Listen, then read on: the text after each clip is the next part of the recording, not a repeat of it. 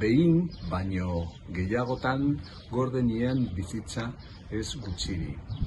Beste gogorragoei eragotzirik gaitz egitea.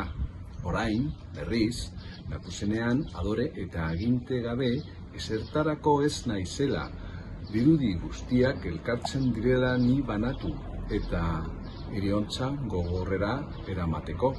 Nire izen entzute handikoa galdurik gelditzen dela. Bada esango da, asto txar batek egotzi zuen lurrera eta garaitu lehoi arrotzarra.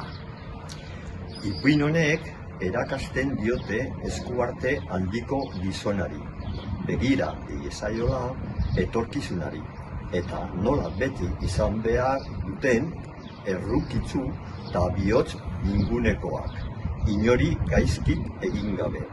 Beldurra eta izua sartuaz ez dela adizkederikik egiten, eta bai amodioz hartuaz mendeko, eta beherak gokoak.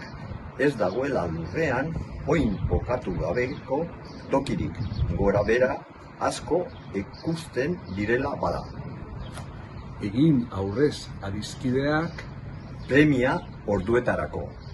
ez da ez ezer aterako Harturik beldur bidea.